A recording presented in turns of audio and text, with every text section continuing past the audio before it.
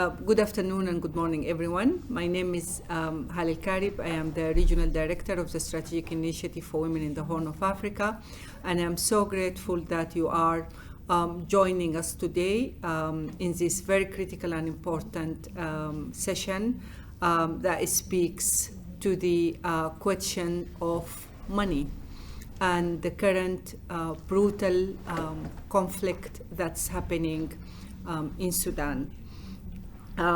Basically, this session is the call, from ourselves as SIHA, as a feminist network, to the international and regional actors and to all the activists, to our partners, demanding the international community and demanding regional actors and friends of Sudan to join us to stop the illicit financial streams and political economies that are directly contributing to the current atrocities and violence that is happening in Sudan against civilians and against women and girls.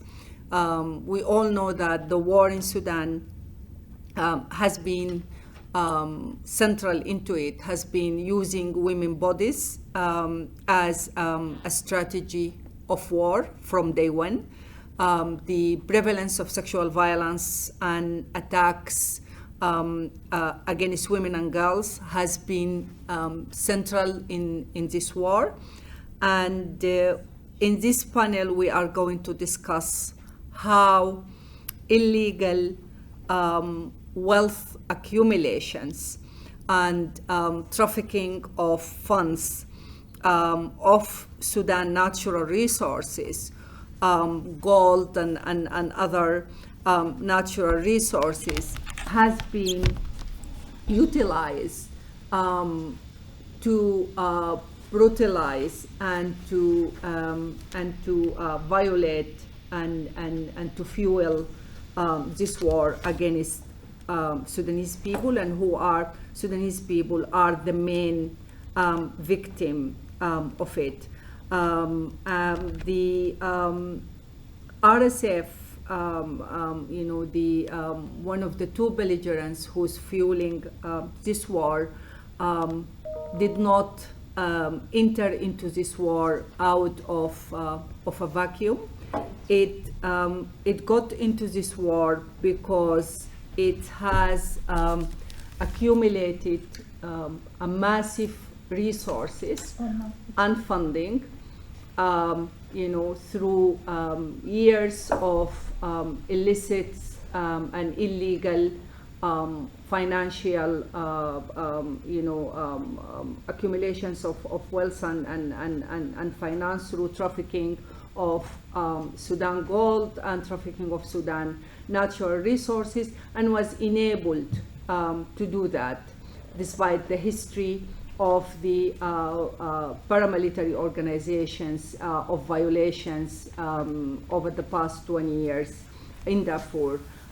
Similarly, the Sudan armed forces has equally accumulated resources and funds by exploiting the resources of the country for years and utilize those resources to suppress and to violate Sudanese civilians, but particularly Sudanese women and girls, for decades. This has been happening without accountability and without serious measures from the international community. And there is, I would say, there have been great silence regarding this situation. There is millions and millions that's been spent on this war on daily basis, while Sudanese people are literally at a stage of entering into a famine situation, and also there is very limited amount of allocations of resources that's been directed towards Sudan and towards the protections of Sudanese, particularly the protections of women and children. So it's a very horrific situations that we have been encountering, conflicts that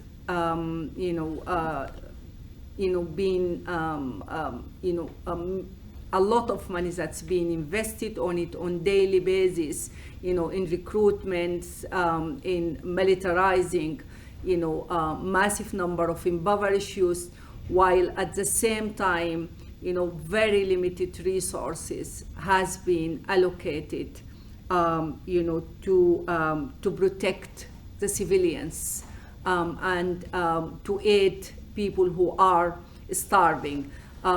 These resources also has significantly been allocated towards the destructions, of infrastructures and basic services, including hospitals, schools, universities, libraries, and so on. All this is actually money that's being utilized to destroy Sudan and to violate the women and girls and children and civilians of Sudan.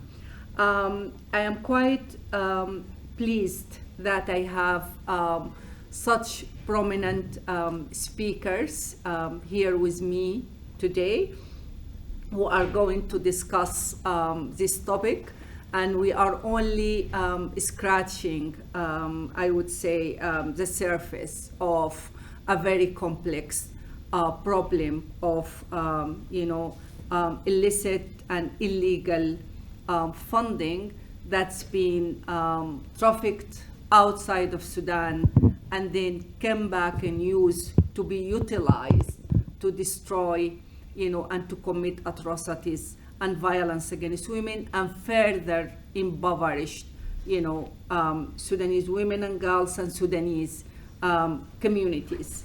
I have here, and maybe I will start, by introducing you one by one. So our first speaker is Olivia Bunu. Olivia is an expert on Sudan and the Great Lakes and the Horn of Africa region. I have known Olivia for over literally 20 years. Yeah. We have worked together, since the beginning of the crisis in Darfur in 2003, 2004.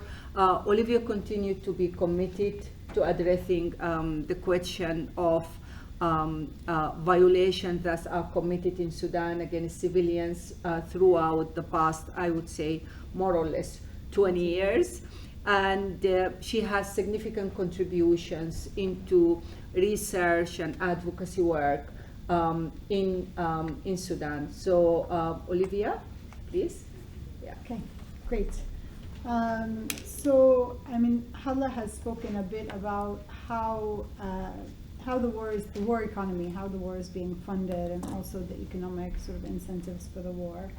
And I think that before we talk about that in a little bit more detail, it's important to take a step back and recognize that although this war is decimating Sudan's economy, the economy was not in a good place prior to the war, and it was highly unequal. And this is part of the problems that I think have incentivized the war. And I think if we look both at the region of Darfur, we can see that it was systematically excluded from development opportunities. It was systematically ignored, and its needs were not addressed. And this was part of the reason why we saw the rebellion in Darfur, which started off the conflict in 2003-ish. And when we see that, I think it's important to understand a few things. One is that within Darfur, there was an additional inequality in terms of access to land among different groups. And the government leveraged that to mobilize particularly Arab groups to fight with the militia and to kind of create the system which is now represented by the RSF. And one of the legacies of that, I think, is that it essentially legitimized looting as a motivation and as a sort of compensation for fighting. And I think we're seeing that writ large across the whole country now, where essentially looting is an acceptable form, and quite explicitly sort of taking resources from the population has become a legitimized way of funding the war and a legitimized, if I can say, like military tactic.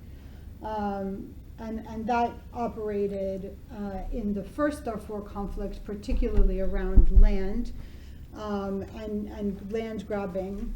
And that resulted in a state of affairs where de facto certain groups controlled land. And even though there were efforts to address and remedy this through the peace processes, each of the peace documents that were signed on Darfur had a range of efforts that were, that had a ton of provisions about how to rectify some of this land grabbing and to address it and to make a more equitable system.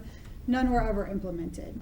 So we ended up in a situation where, these groups had de facto control of the territory and were able to exploit it in the ways that they found acceptable, and that was never really properly challenged in practice, although it's never been accepted by the groups that were dispossessed to continue to assert their right and claim to that land.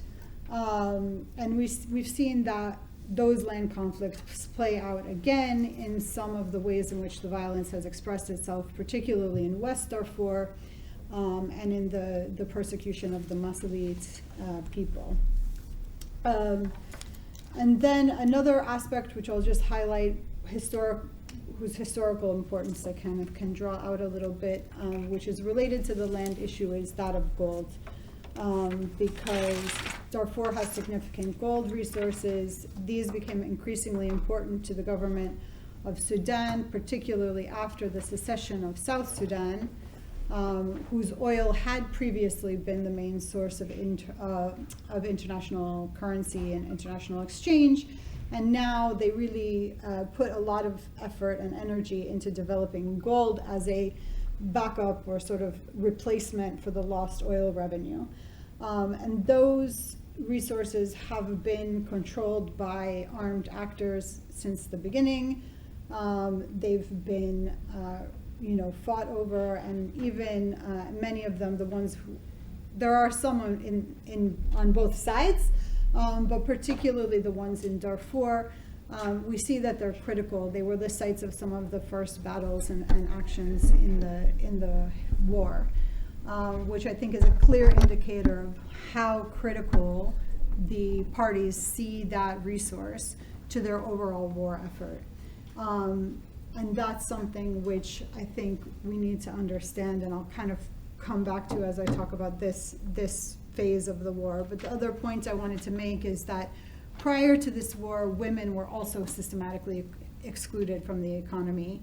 They had much less access to the labor force. They were often forced into informal jobs, which have fewer social safety measures. They often were in positions that exposed them to greater physical risk, working on the street as tea sellers and this kind of thing, which just put them already on the front lines of being more exposed to physical violence. And as we know, rape and sexual violence was a huge feature of the first Darfur war. It never ended. It's never been limited to Darfur. Women are victimized, or have been victimized for years in Sudan. But their economic vulnerability exacerbates their vulnerability. So even though we saw during the transitional period efforts to crack down on corruption, to rein in military spending to a certain extent to control some of these state-owned companies. They were weak and ineffective. And I think there was a lot of hope in 2019 when Bashir was deposed. There was a lot of energy behind both having reforms that were economic and which cracked down on corruption, and also having a more gender equal society. But again, those both because of the military's partnership in the transition, and also because of, I would say, weak attention to gender issues in the overall transition framework, which of course had a lot of issues that it was trying to deal with. They were never effective. So now we have a situation where all of these issues that were not, they were already there, they didn't get addressed, now the war is making them worse. So the war is, as Hala said, it has been decimating Sudan's economy. Millions of dollars are being spent. Recently, the finance minister, Jibril Ibrahim, said that military expenditure is bankrupting the state. He explicitly laid out a set of priorities and made it clear that the military was top on that list. And a number of priorities such as schools and education didn't even make it. So this is, I think, gives you a sense. And as I mentioned before also, we're seeing that increasingly harassment of the population is being legitimized as an incentive. So we've seen, for example, there was a recent report on attain, which is a Sudanese news platform, that there are new recruits into the Sudanese army, which are being called mustanfarin, systematically abusing the population, systematically asking for bribes, harassing women, and those are not being responded to by the army. And as one of their informants said, the army doesn't want to lose them, so they don't want to interfere. They don't earn salaries, and so they know they need to earn their money by other means. So we're seeing this really strategic. And on the RSF side, I think we've seen even wider scale and more systematic looting and destruction, and that as a sort of means of recruitment and retention of fighting forces. And all of this is having a huge impact on women, and differential impact on women, because as I mentioned before the war, they were more impoverished, they had fewer resources, they were less able to defend themselves, they were often, particularly working class women and women in the informal sector, are exposed in physical ways, and all of that has just made them more exposed to all of the violence that is systematically happening now. And now, as Hala also mentioned, we're facing a situation of famine. Already it's estimated that hunger is killing 2 children every hour in Zamzam refugee camp.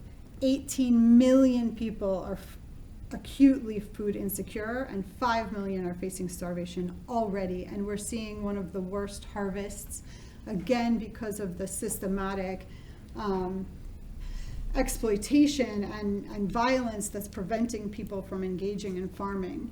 And again, women in the face of famine are going to face this in particular ways, and are going to face particular vulnerabilities. Alex Sewell recently wrote in an article that young women and elderly are the first to starve, but then it's women who try to save the last scraps of their food to keep their children alive a little bit longer. So we see them, and we also see a psychological burden, because women are seen in the culture as responsible for providing meals, for providing food, and when they can't do that, they not only face the physical strain of not being able to eat, but also a psychological strain of being forced to face this expectation and to feel that they're letting that down. The international community is not doing anywhere near enough. We know that prior to the war, as I mentioned, gold was a huge source of international currency exchange and international exchange for the government. 99% of it was estimated to be going via the UAE. And there hasn't really been any proper effort. Although it's difficult to get figures since the war started, it is clear that gold is still moving, and that there is an exchange of weapons that's coming from the other side, via Chad into Darfur, in clear violation of the UN arms embargo that has been in place since the first Darfur war. The Security Council has not taken, their own panel of experts has reported serious reason to believe that this is happening, and they have taken no action to crack down on that or to stop that flow. We also have to remember, obviously, there are a number of other countries that are involved, but I'm highlighting that one because I do think that gold is of critical importance. But I will recognize that there are also a number of countries that are shuttling and assisting on the government of Sudan's side, including Egypt and Iran. So I think we need urgent action to sort of stop these flows. The US has introduced sanctions, as has the EU and the UK. They're relatively new. I don't think there's enough data yet about their effectiveness, and also they're quite limited in terms of the number of people targeted. And then, in addition, I think we urgently need a much stronger humanitarian response. Right now, we're seeing that the Sudan response is hugely underfunded, and even that response is being obstructed with things like the government of Sudan trying to dictate through which border points aid can be channeled, which ends up making it much more expensive, up to 5 times more expensive, which unfortunately in this context we can't afford. The response is already underfunded, and if a response makes something 5 times more expensive, that means 1/5 of the people are going to eat, and that's just simply not acceptable. So I will stop there, and if there's more, you can ask me more questions, or you, my colleagues, and yeah. Thank you so much, Olivia, for highlighting those critical points. I would like to ask Hussein Haran to share an interventions. Hussein is originally from Al Junaina, from West Darfur. He's a human rights defender and a civil society activist. He is also a co-founder of Darfur Civil Society Platform. It's coalitions of civil society groups who are working to develop an agenda, a political agenda on behalf of Darfur, particularly youth and women in the region. And he is, an active participant in various activists and political groups. He also works very closely with grassroots women organizations since he was in West Darfur, and currently very much engaged in supporting women and youth organizations in refugees camps in Chad. Hussein? Thank you, Hala. Also, I speak in Arabic and Hala translate. Absolutely. You speak a little bit louder.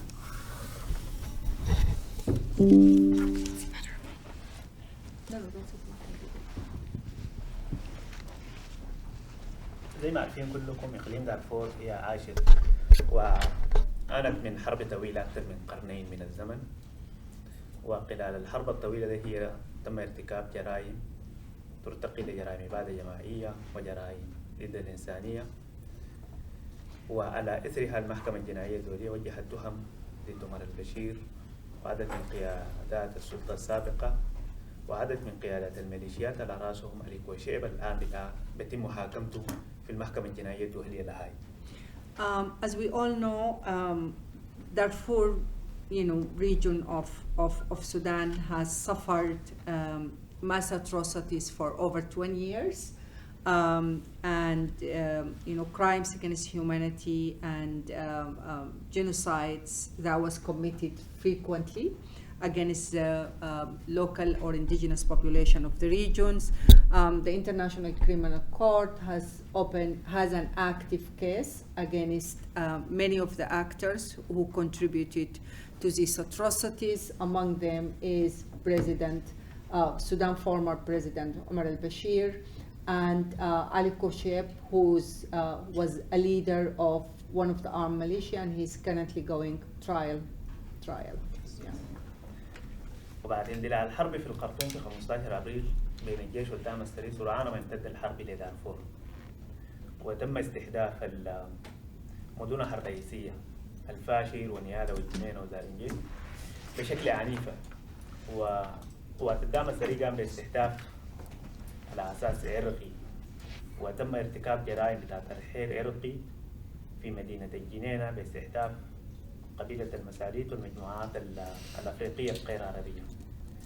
وحسب تقرير رودريز في يناير 20 يناير تم قتل ما بين 10 ل 15 ألف مدني، وده لو لاحظت يعني في أي مدينة أو في أي منطقة ثانية إن الجريمة دي هي ما جريمة سهلة، فدي جريمة مكتملة الأركان، جريمة بتاع تدحير إرقي ضد مدنيين. The crimes that was committed against civilians in West Darfur, particularly in Junaina, as of June 2023, it's basically could be described as crimes against humanity and genocides, because it was specifically targeting the Masalit nations or the Masalit tribes across West Darfur and other indigenous African tribes. Latest report spoke about 10 to 15,000 people at least that's being killed during the atrocities that has taken place in West Darfur in June 2023, between April and June 2023. طيب والمسألة دي هي ما وقفت لغاية هنا. الأسوأ إنه أثناء ما المدنيين بما فيهم أغلبهم من النساء والأطفال هم نازحين من الجنينة لكات لأدرة، قطعوا حوالي 30 كيلو متر في الشارع ده بكريانو، وهناك برضو تم ارتكاب جرائم بتاع قتل واغتصاب وتعذيب برضو قائم على أساس إرقي. And it didn't stop inside, the atrocities did not stop inside the city or around Junaina. While the civilians were fleeing, they were exposed to extreme violence, on the road to the borders with Chad. Many were exposed to atrocities, to rape, to violence, while they were trying to flee the violence in West Darfur.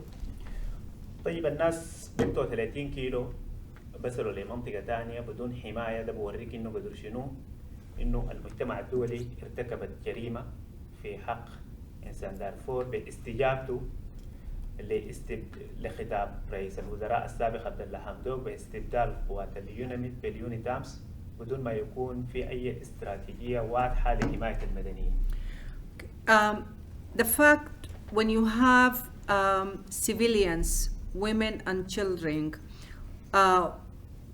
trying to flee and running on foot for 30 kilos between West Darfur into the borders with Chad, and on the route they are exposed to all kinds of violence, that speaks to the fact that this is literally a crime, and it happened due to the call by the transitional government of Sudan in 2020. Prime Minister Hamdok has asked the UN to suspend the UNIMED mission and replace it with UNITAMS without any security arrangements and without any protections or cater to the challenges of protections, in an active conflict in Darfur on the ground. So basically the Darfuri people were left very much on their own. Yes. الحاجة ده هي بيأكد حاجة واحدة، بيأكد إنه بما فيه الحكومة الانتقالية والمجتمع الدولي كان ما عندهم أدنى رغبة لمسألة المتعلقة بحماية المدنيين، والجريمة ده هي التاريخ ما بيغفر لها يعني. والحاجة الثانية والمهمة في المسألة دي ذاتها، حتى بما فيه اليونميت لما تم إجلاء، هي ما تم استثمار في بنية التحتية بيقدر يمكن المدنيين عشان يقدروا يحموا أنفسهم. فالمهام الموكلة لليونميس أو لليونيتامس هي مهام مختلفة تماما من المهام الموكلة زمان لليونميت بشكل كبير. Let me translate. So this primarily speaks to the fact that the international community, including actors of the transitional government at the time, they did not emphasize the protections of the people in Darfur to a large extent, and they did not put any measures in place to cater to the protections of the people in Darfur. The UNITAM's mission's mandate was completely different from the UNIMED mission, who was primarily focusing on civilian protections on the ground. الآن الوضع situation الآن في دارفور، دارفور الآن بيعيش في حالة فراغ أمني، أو ما في دولة بشكل واضح، وما في مؤسسات مدنية، ما في شرطة، ما في النيابة. البلد 4 ولايات من ولايات دارفور بسيطر عليها قوات بتاع الدعم السري. Yeah. For currently there is a complete status of chaos and no state in Darfur. 4 states of Darfur are under the control of the RSF. والآن برضو دارفور بيعيش في حالة بتاع المدنيين في دارفور بيعيشوا في حالة الجوع والمجاعة زي ما أوليفيا اتكلمت عنها. وحسب تقرير بتاع أطباء بلا حدود الأخيرة إنه في معسكر زمزم للنازحين في شمال دارفور في كل ساعتين بيموت طفل. فده بوريك إنه الوضع خطير قدر شنو. والمسألة دي هي ما واقفة في معسكر زمزم وفي شمال دارفور فقط، المسألة دي هي موجودة في كل مدن دارفور وفي الخرطوم وفي الجزيرة وفي جنوب وفي كردفان وهكذا. ده الوضع الحالي في السودان. Due to the fact that the economy is completely being crushed, people of course has not been able to farm. There is a serious famine that's currently happening across Darfur, but it's not only in Darfur, it's also happening in across Sudan. أيضا الإقليم بيعاني برضو من التجييش وعسكرة فداء العام يعني. وزي ما ذكرت إنه دعم السري مسيطر على 4 ولايات من ولايات دارفور المختلفة. ودارفور زي ما معروف هي منطقة حدودية، حدود مع دول متعددة، وحركة التجارية مسيطر عليها الدعم السري بشكل كلي، ويتم إدخال السلاح من الحدود المختلفة ده بشكل مستمر. وبناء على قرارات الأمم المتحدة يمنع منع إدخال السلاح لدارفور. The main source of or the only type of employment that's currently available in Darfur is the issue of militarizations, and the issue of recruitment. So we have a large number of young people that are being recruited, which this situation exacerbates the violence. Having said that, this is despite the UN resolution, which is or the UN embargo against arms, entering the region. But still, the main activity is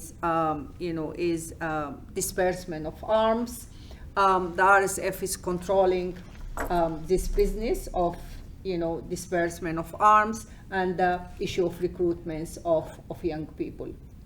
في حالة الفراغ الأمني اللي حسن إحنا نتكلم عنها، دعم السري لسه شغال استثمارات على فيما يتعلق بمسألة بتاع الدهب، فيما يتعلق بمسألة بتاع تجارة الحدود المختلفة. والمسألة دي بشكل كبير إنه حاليا في دارفور الموارد الحيوانية والزراعية كلها عند الكنترول بتاع الدعم السري، وده بدورها برضه قاعد يسبب تغيير ديموغرافي في المجتمع.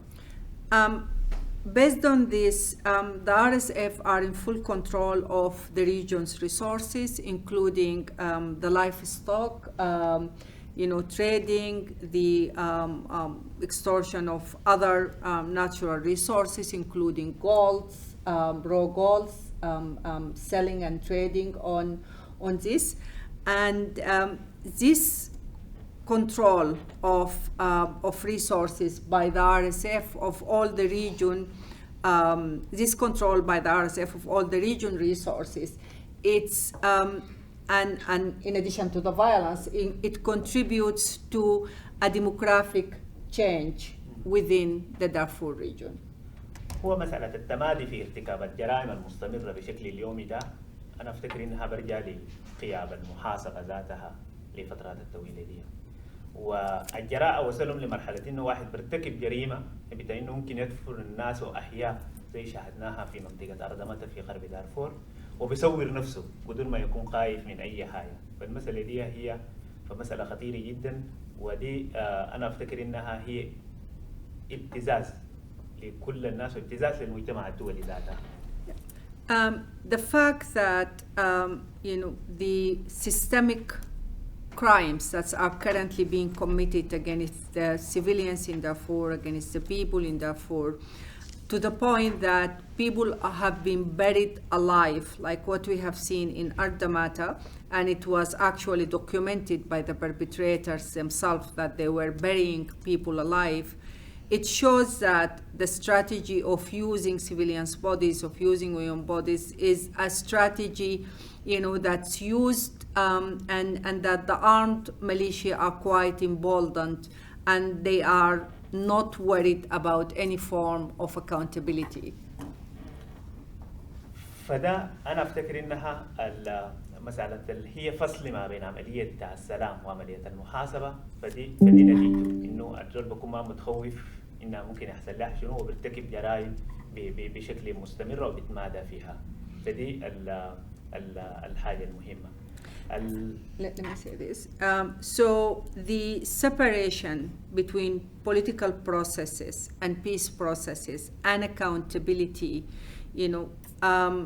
it's manifest very clear in the current crisis in Darfur, because issues of the accountability has not been stressed sufficiently. This is why the crimes kept happening. فمن خلال وجودنا ذاتنا أنا أفتكر إنها الضحايا حسي في دارفور بدوا يفقدوا الثقة في المجتمع الدولي بسبب إنه ما عنده أكشن واضح فيما يتعلق في مسألة المحاسبة. فلما تمشي تتكلم معاهم فيما يتعلق بمسألة بتاع إنه دور المجتمع الدولي أو وصاياكم شنو في الاتجاه دي، هي ما بكون عندهم واثقين فيها يعني، لأنه خلال 30 سنة أو 20 سنة 21 سنة المشهد دي كلها ما في أي عملية بتاع محاسبة تمت على الأرض الواقع لواحد من المجرمين. What's happening at the moment that there is an issue of lack of trust and lack of confidence of the international community, and that issues of accountability, because accountability has never been on the stressed or being part of the agenda. The civilians in Darfur are losing faith on justice process, on international justice system. آخر حاجة أنا ممكن أتكلم عنها برضو بالعمليات السياسية اللي بتجري الآن لو في جدة أو منامة. هي المحادثات دي هي محادثات ثنائية، وما في مشاركة واضحة للنساء وللشباب وللفاعلين في مناطق الهامش بشكل عام ومناطق الأقاليم المختلفة دي. فدي هي المشكلة الكبيرة. والاتفاق ده أنا بالنسبة لي أنا العمليات اللي بتجري هي ما بتودي في النهاية تحول ديمقراطي، لأن ما فيها مشاركة للنساء. في النهاية بودي لتقاسم السلطة ما بين الدعم السري والجيش، ودي ما بنهي الاستثمار في الحرب وما بتوقف مسألة الدعم السري ممكن يرجع لاستثماراته القديمة وللمسألة ديها، وده بيزيد من المعاناة تاني برضو في دارفور. Okay, so what's currently happening? The current political processes.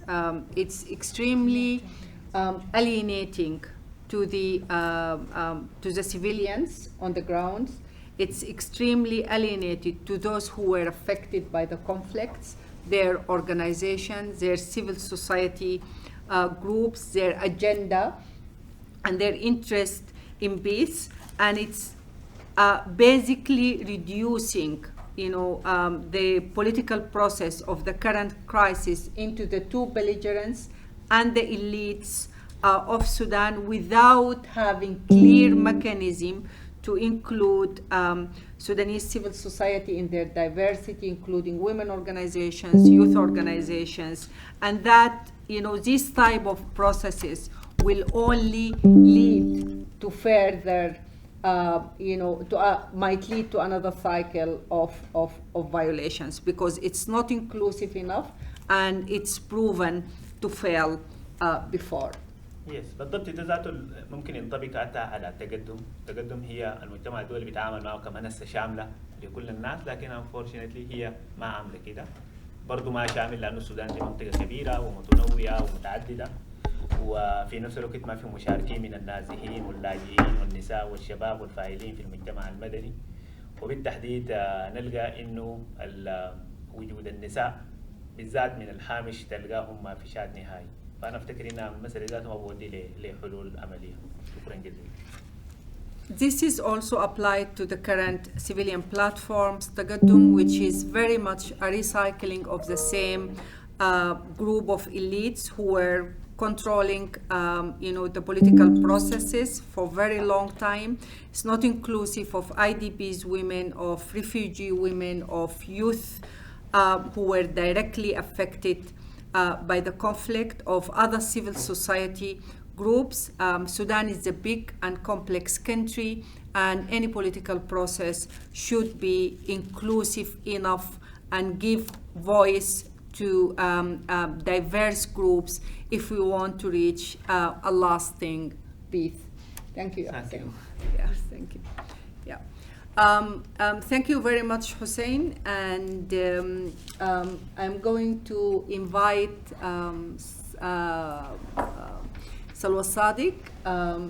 Salwa is a Sudanese activist. She's an environmentalist, and she's a women's rights activist. She worked in various parts of Sudan, primarily in Blue Nile and in Jazeera states. She works also with survivors of sexual violence, and she's going to reflect about her organizations and her work experience during these difficult times. Salwa. So thank you, Hala, and thank you, Saihatin, for organizing this event. As you all know, the continuation of the ongoing war in Sudan has negative impact on the Sudanese women and on the Sudanese women peace and security agenda. So there is continuous systematic human rights violations, and diverse women groups in Sudan are experiencing increased poverty and violence and multi-displacement and limited access to essential services such as health. Salwa, do you mind raising your voice a little bit? Okay. So, as you all know, that the ongoing war in Sudan has negative impact on the Sudanese women, and there is continuous systematic human rights violations, and diverse women groups in Sudan are experiencing increased poverty, violence, multi-displacement, and limited access to essential services such as healthcare, disease outbreak in many states, schooling and education for their kids, escalation of systematic sexual violence, and lack of protection. So, despite the fact that the power of the Sudanese women during this war is clearly witnessed. So the women groups and women-led organizations were collectively responding to fill the gaps that created by the collapse of the infrastructure and the destruction of the major resources and facilities, and also by the evacuation of the international NGOs. But also, the war has caused some impoverishment for the Sudanese women, which is caused by the ongoing war. So I would like to highlight some of this hardship which faced by the Sudanese women. For example, simply when the house is invaded, many Sudanese women, they just lost the house garden, which they used to feed their families. This is just simple example. And most of the women in Sudan now are displaced to other states. They multi-displaced from Khartoum to Al Jazeera and then to Sinnar and Blue Nile and other states. Most of them are just laborers or street vendors or tea sellers, food sellers. And during this conflict, when the Al Jazeera collapsed, there is Al Jazeera and Sinnar, there is 2 sugar factories, there is textile factory, and also there is a small dairy factory. And most of those factories, the majority of the laborers are women. So just within few weeks, they lost the income generation, and everything for them collapsed, and they just were facing more violence. After the revolution in 2019, international NGOs started to invest in the Sudanese women. So investing in women empowerment. So most of these projects are now collapsed. As an example, there were a project financed by the Dutch embassy, which called Startup for Young Sudanese Women. It was a very great project, financing a small project and new ideas and creative ideas of young women, but this is completely collapsed. This is an example. And also there is many projects for women empowerment, women economic empowerment, women entrepreneurs. It's also collapsing. And there is another example that the Kingdom of the Netherlands started to invest in the Arabic gum in Sudan, where like 80% of the laborers are women. So they started to invest on them to make it like a fair trade for women, and it was going on. So this project is now collapsed, and those women are just idle, without any income generation and facing more violence. So as women organizations, we also we are facing the lack of resources. So we don't have any resources to go ahead. For example, in the protection section, we need resources for safe space for the woman, safe space for the kids, and also we need to sometimes to evacuate survivors, and sometimes we refer them for the available services without any resources, without supporting them. So it is very hard to work without resources, and even the resources we receive, sometimes it is not easy to receive any funds easily because of Sudan is still under sanctions. So this is part of what is happening to the Sudanese women in terms of economic, while the national resources are feeding the war. I would recommend that the natural resources management in Sudan to be part of our constitution, part of women, peace and security agenda, because all this conflicts in Sudan is on the resources. So, what more? So I really witnessed that the Sudanese women, despite all these things, are still vibrant and optimist, but they are missing the resources and the access to continue with their initiatives and their work. And despite the suffering and the hardship of this war. So I as a woman, as a Sudanese woman, I also wish that we can have a national project that bring comprehensive change and that represents a wide spectrum of the Sudanese society, because Sudan is very big and diverse. We have diversity in terms of resources and in terms of ethnicities and religion and everything. So we hope for an inclusive and comprehensive change in Sudan. Thank you.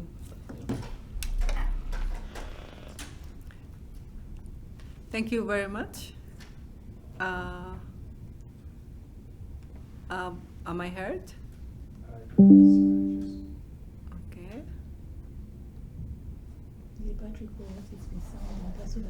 Okay. Yeah. So thank you very much, Salwa, for such excellent presentations. My next speaker is a prominent Sudan women activist and right defender. She has been working, challenging the situations, the dire situations in Darfur for more than 15 years. She is the founder and a main contributor to many advocacy coalitions. She also worked with various international and regional organizations. Niamat Ahmadai, she is the founder and director of Darfur Women Action Group, and she will be joining us right now. Niamat, are you there?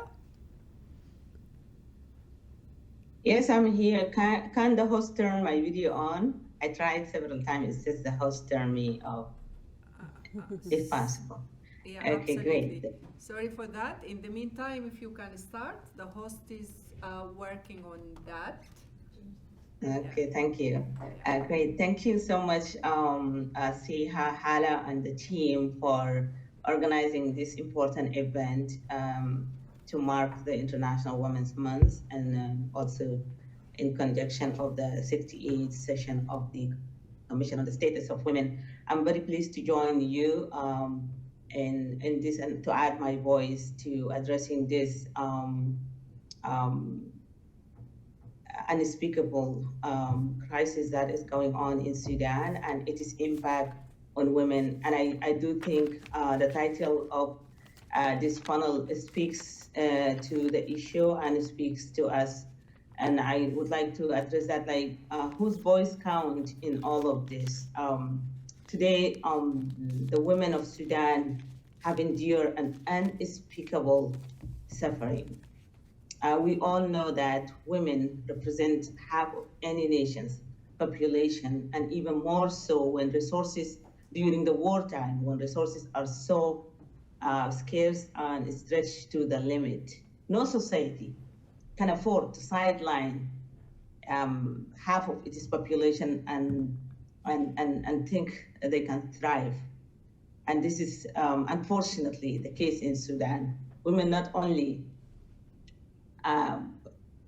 represent that 50%, but today those who are living in the internally displaced and refugees camps, overwhelming majority of them are women and children, which make up about 80 to 85%. The victimization of women in Sudan has been allowed to go on and on for far too long, and the current crisis only shows that it is the residue of the long-standing crimes that has not been resolved, and also no one has been held accountable.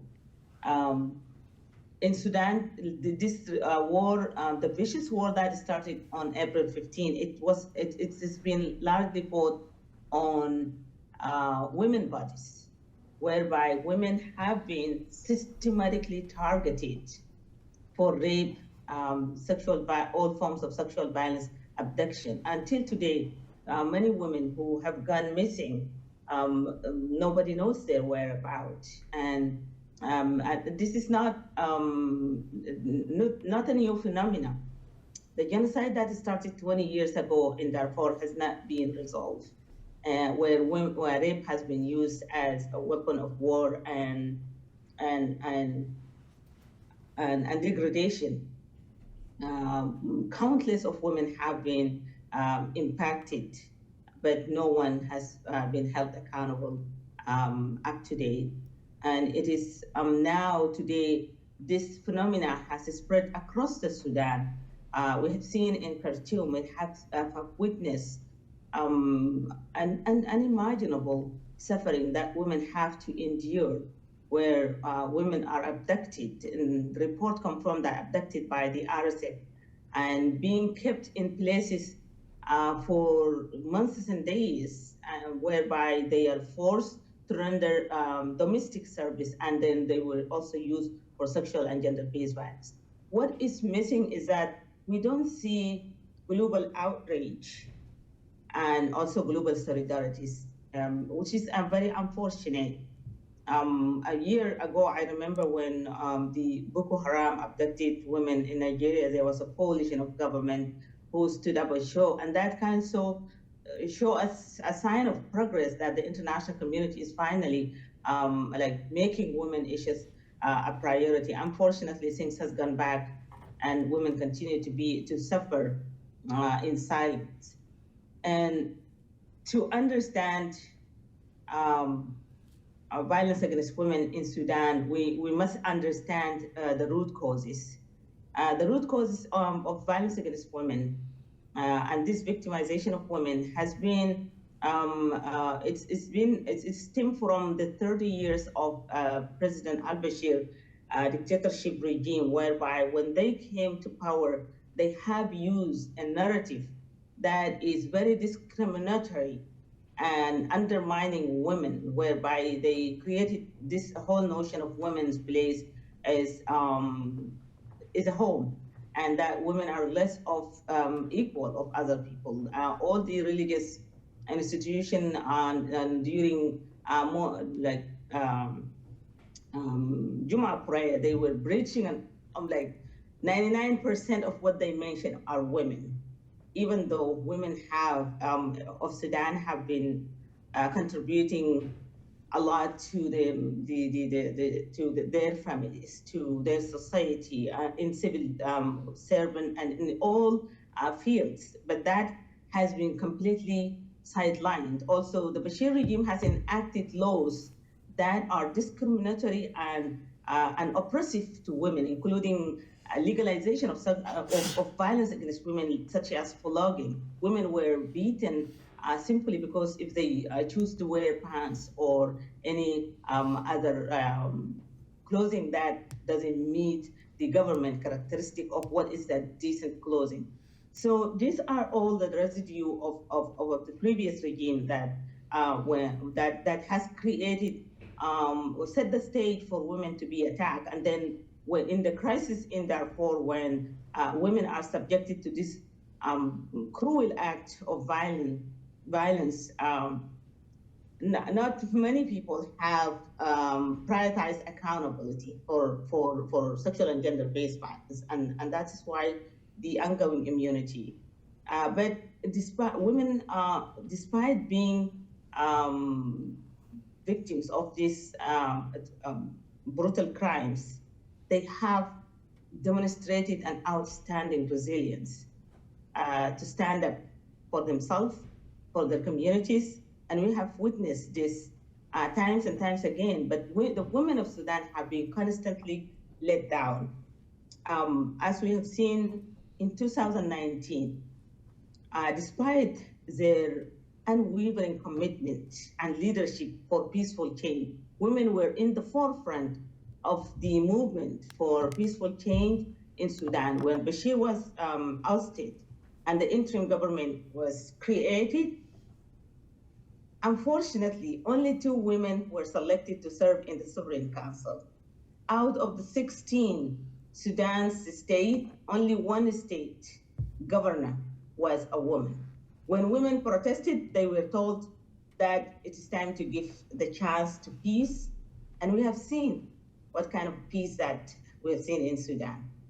Unfortunately, again, during this war, when the war started, when all the internationals have evacuated Sudan, the international NGOs and all the humanitarian organizations left the Sudan, it is the women of Sudan who stepped up and taking an unprecedented challenge at their risk on their own life, going out to help their people, providing emergency support, documenting atrocities, identifying safe routes for people who are fleeing, providing medical services, and at the same time, fearlessly advocating to bring their voices into the international forum, demanding the end of war.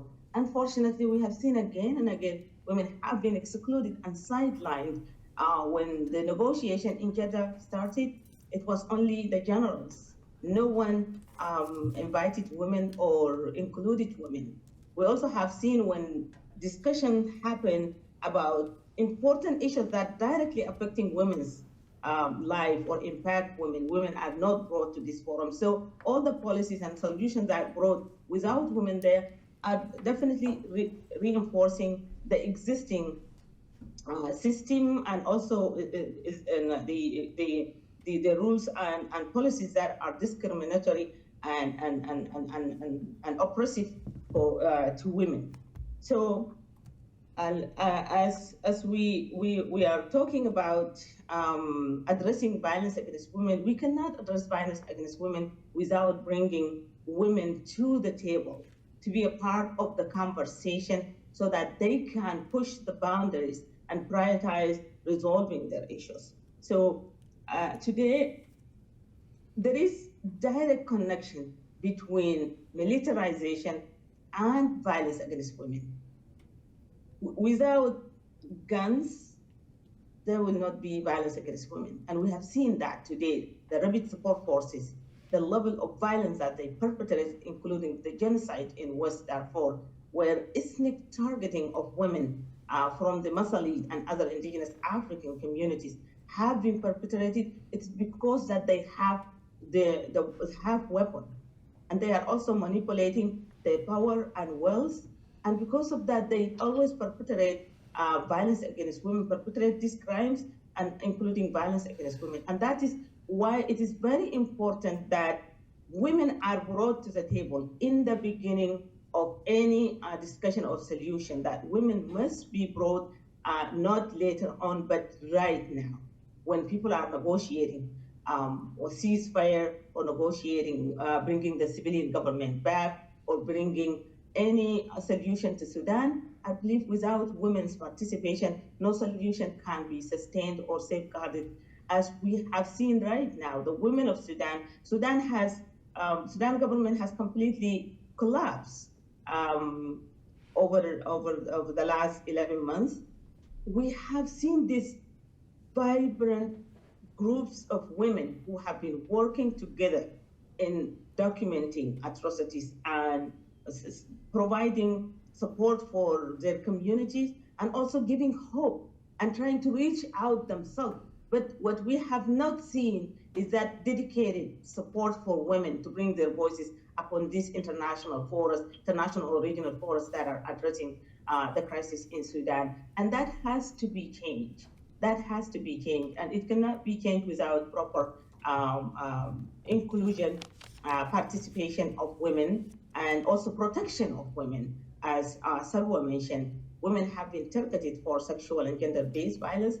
Currently, there is no resources available or any intervention that will help provide psychosocial support or trauma counseling. We've been documenting for nearly 11 months right now, and sometimes it's just hard. Like, there are hard choices to make. You can't just speak to survivors, get their stories without giving them any form of assistance. And that is kind of the gap that currently exists and the struggle that we have addressing women issues. So I believe that women issues must be in the center of any solution to the crisis in Sudan, and that also gender-sensitive atrocity prevention approach must be taken to the addressing crisis in Sudan, whereby the affected communities from all these marginalized and historically marginalized and crisis-affected community must be brought to the table to develop their agenda and given resources, capacity, and supported an opportunity to bring their voices upon this decision-making exercise. Economic empowerment for women is of paramount importance in order to have effectively get women to participate and also have any sustainable solution to the current crisis in Sudan. Access to resource and information. In most cases, women, even though they have been victims of the most brutal violence, they are standing up, speaking up for their community, taking charge and resolving their issues. But they are the first also to compromise when there are limited resources. Most women cannot afford to have a smartphone so that they can be connected. And in today's era, if you don't have communication, you will miss a lot. And that is kind of directly disenfranchising women and economically disempower them. And when people are disempowered, disenfranchised, marginalized, they have no voice over any decision making, then it sets the stage for their vulnerability to be attacked again and again. And then above all, most importantly, documentation of these atrocities, documentation of violence against women, proper documentation. Today we are ashamed with the magnitude of crimes that has been committed against women and the violence that has been perpetrated. The numbers of the documented are very limited and does not reflect the actual magnitude of the crisis because of the limited resources, because also lack of access to properly document these cases. And documentation must be done with intention of bringing justice to women, because without documentation, we cannot bring justice. And that is kind of right now, this brings us to the issue of the current crisis that are facing Sudan. Today, I think the worst crisis, the worst humanitarian and civilian protection crisis in our lifetime is the situation in Sudan, whereby there is no protection, there is no humanitarian access.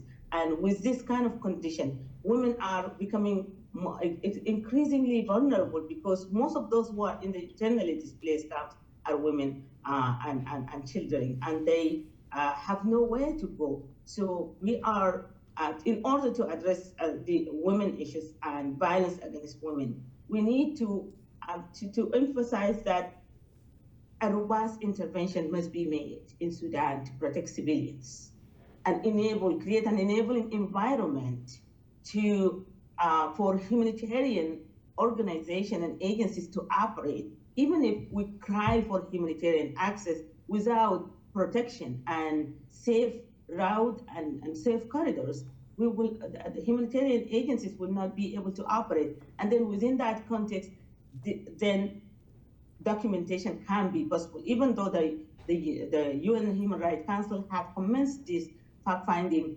investigation mission, but the mission cannot be effective without access to those who are on the ground in Sudan. Of course, they can speak to civil society who are fleeing or fled to the neighboring countries, but they need that more people are on the ground and most crimes has been committed against those who are still on the ground. So because of that, it is important that we must push for a strong international community engagement in Sudan, regional actors such as African Union, and then also accountability for those who continue to supply weapons and resources such as UAE. And we must take the opportunity to make our voice louder, putting the UAE in a shame list of aiding militias that are actively perpetrating the worst violence against women. So in order for us to achieve accountability, there must be protection right now to create that enabling environment. And then once there is civilian protection and enabling environment for humanitarian delivery, then there will be, this will create an enabling environment for peace to take its course, and then civilian government can be brought about. But without this, it will not happen. It has been repeatedly done over the years. The international community always tend to speak to people with gun or a handful traditional leaders from traditional political parties who always reinforce the existing policies that took Sudan to this stage, and then unlikely women and youth having, and thus also the agendas are like, their conversation always include narrowly crafted agenda that does not include the diversity of the Sudanese population, does not include women and youth issues, and unlikely women and youth can have a seat on the table. So it is important that the international community, regional actors take an atrocity prevention approach with women and youth agendas in the center. And it is also important that women are supported to develop their unified women agenda so that they can be a part of all processes from the negotiation of ceasefire to resolution of the crisis and bringing sustainable stability to Sudan and the democratic transformation in Sudan. And if women are not brought right now, I don't think any time. And this time around, because of this impact of war against on women, we must stand firmly and speak loudly to help women bring their voices to this institution. All this initiative has largely excluded women. Thank you very much, Anamat. I think that so it's very clear. I will stop here. Thank you, Hala, and everyone. Yeah. Thank you for such powerful statement and contributions. I know we are running out of time, and I would like to allow our colleagues who are who joined us virtually, and those who are with us in the room, if you have any comments or questions to any of the speakers before we wrap up. You can raise your hand. You think there's some questions, I think, in No, that was when they couldn't hear. Yeah, okay. Yeah. I don't know if there is any questions on the chat. Anyone would like to ask any questions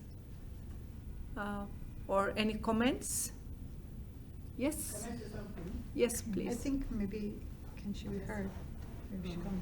Can she be heard? Yeah, just come here maybe, and then they'll be able to hear you. Yeah. And please introduce yourself. Yes, so briefly, I'm Stella Dirango with Africans for the Horn of Africa initiative.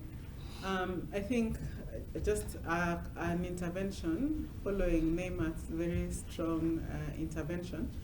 I think one of the things that concerns me is how the UN has taken the Sudan situation, and it is important. I know it's a difficult situation, and there's the possibilities of access because of the fighting are difficult.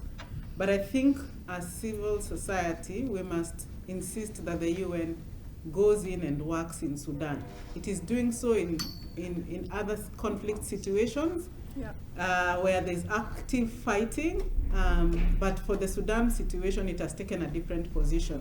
I think we must keep calling on the UN to actually do what it's supposed to do. They're supposed to be in country, working in country, and offering protection, even in difficult circumstances. And so that's an important point to make, that we then cannot take the position that the UN has taken. We must keep pushing them to do the right thing, which we are seeing being done in other situations. Like in Palestine, they're active and they're there protecting, doing what they can do, even in the circumstances, to protect civilians. Thank you.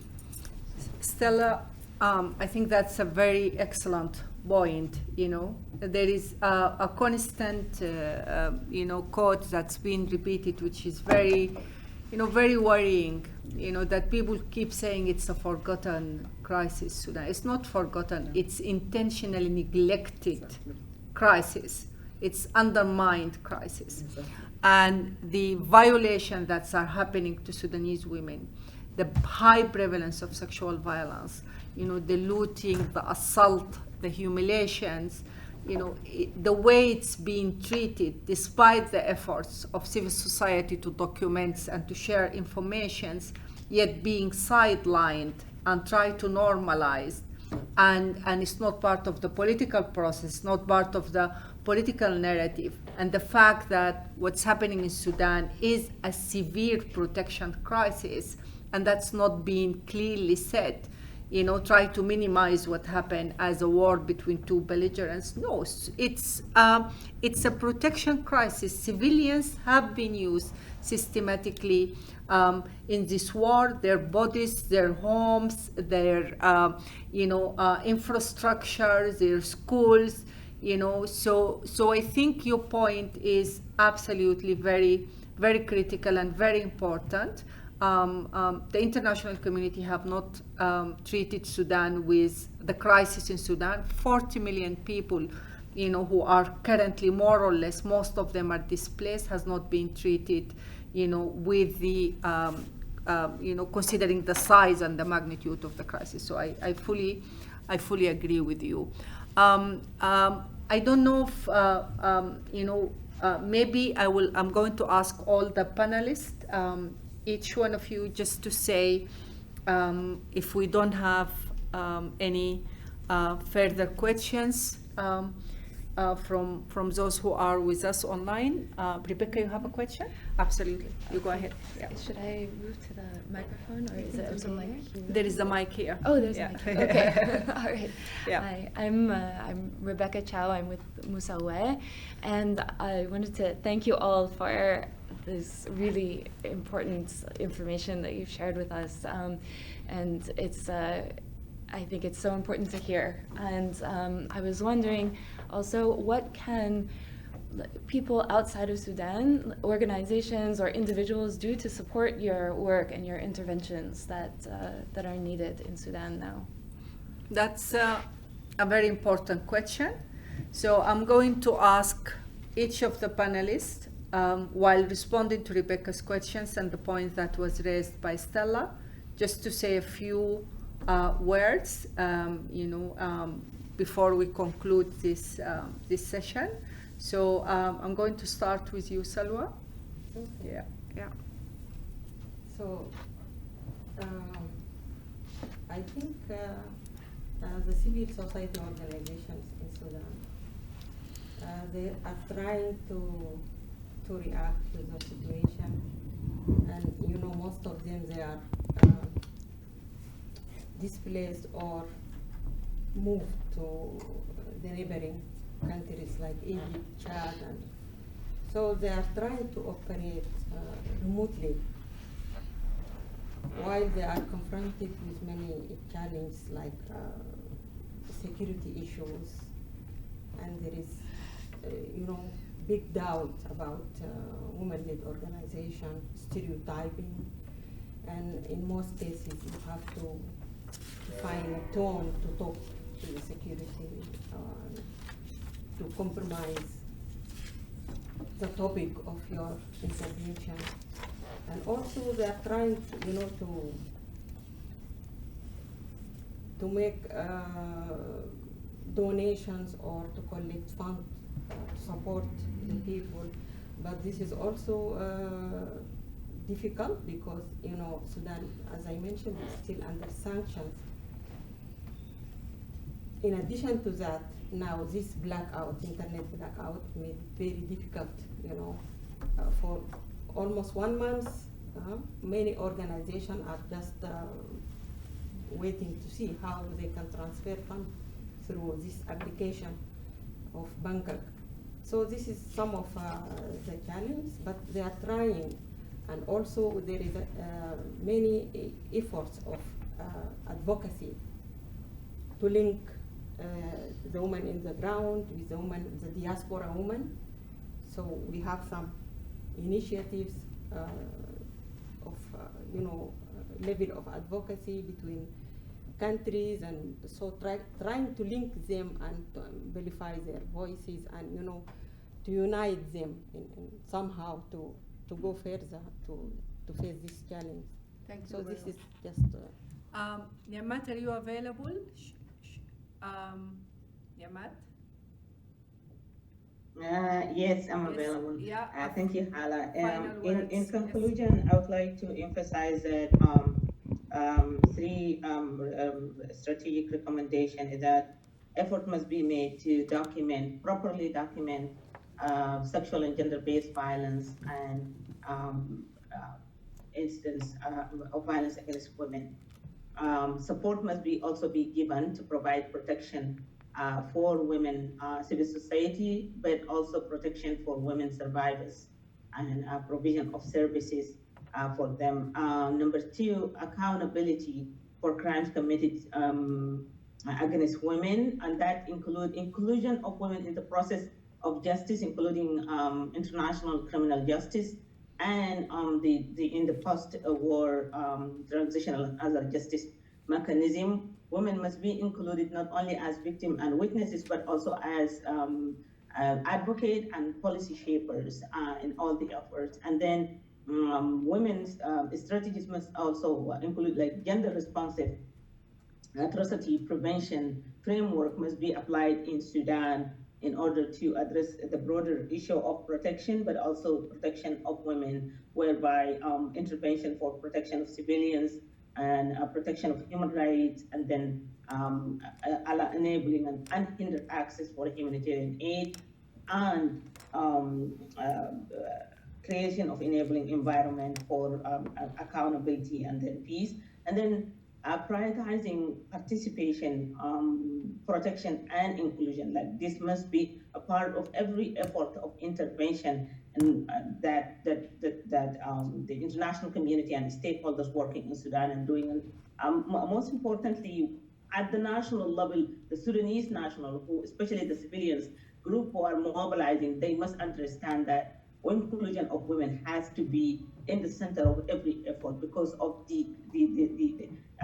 to address the impact of war against women, but also women have the right to be a part of any decision making. Women must be included at all levels of decision making, whether it is conflict resolution, post-conflict, or pre-resolution at the negotiation of ceasefire. So thank you so much, Hala, and everyone, and thank you to our audience as well. Thank you very much, Niamat. Hussein? أنا ما عندي recommendation كتير لكن في حاجتين دار أقوله. I don't have too many recommendations, but I have 2 points to raise. بعد الحصل ده نحن ممكن نتكلم عن إيقاف الحرب أو إيقاف بتاع إنه جرائم العنف الجنسي ده. نحن بنقول إنهاءه بشكل نهائي. فالمسألة دي هي في فرق بين المصطلحين. المصطلح بتاع إنه دارين نوقف العنف القائم على النوع، في فرق بين إنه نحن دارين ننهي الحاجة دي. فبعدين نحن بشكل واضح نقول إنهاء يعني.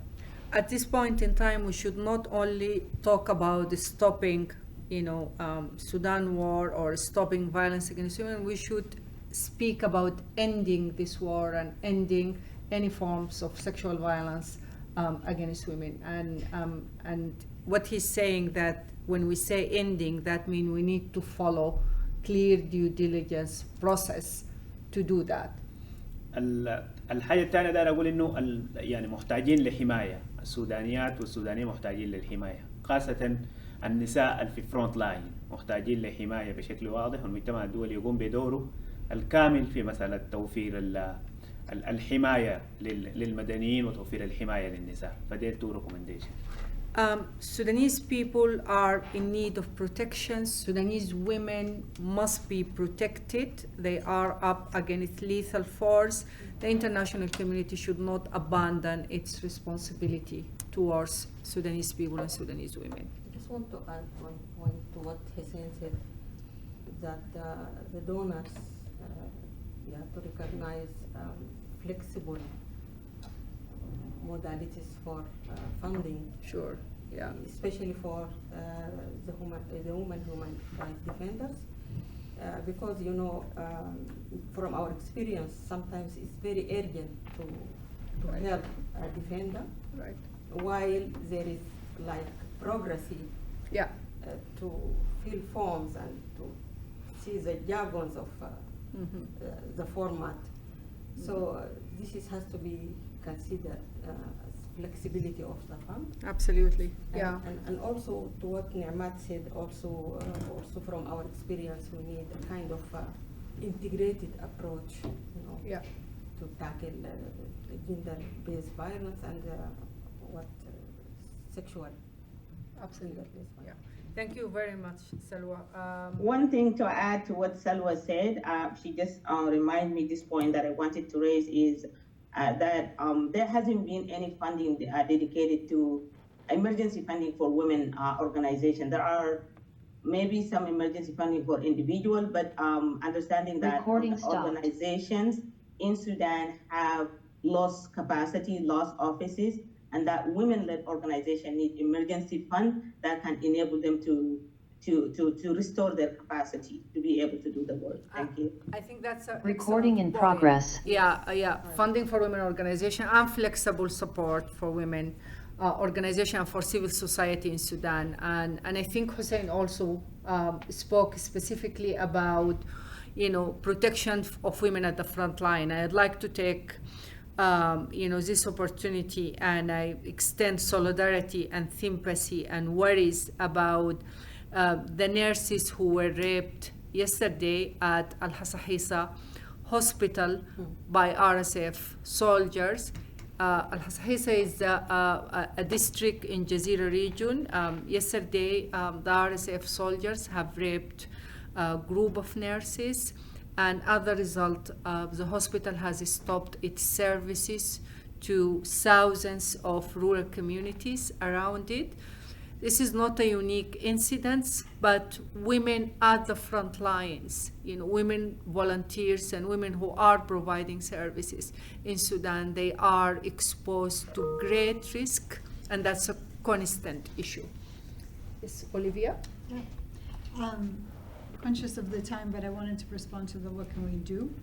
I think one issue is just very broadly to keep eyes on Sudan, to keep the issue, to keep bringing it up, to keep bringing it to policymakers' attention. Unfortunately, I think we're in a situation, as Hala said, where this has been ignored, and also where even sympathetic, I would say, actors are having difficulty raising the situation in Sudan over some other international issues that are happening now. So I think everything that we can do to, keep it in the media, to keep having this type of conversations about it is critical, because we need to keep that pressure up to push policymakers to do a bit more. And then I think we can also see assistance in terms of financial resources, and some of the assistance to this type of local groups, as was being highlighted here. I think we've had huge problems mobilizing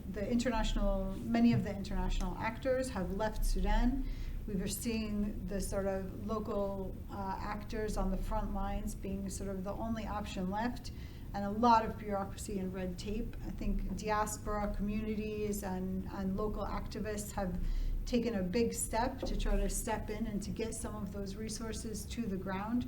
And that's great, and I think every little bit helps, but also we have to recognize that the big money is the government money, and we need it to become more flexible and more responsive, because there's only so much that we can get from kind of our sort of bilateral solidarity, if I can put it like that. So yes. Sorry, And they suddenly I can't had an hear echo. you. They can hear you. Why? Olivia. I'm finished. Okay. Yeah. So can I conclude? Yeah. Can they hear me? Yeah. So she should try to repeat it and put it on the phone. Oh, sorry. Can she repeat? Yes, I'm asking Shinas, but Shinas that all they can't hear. So Yeah. Yeah.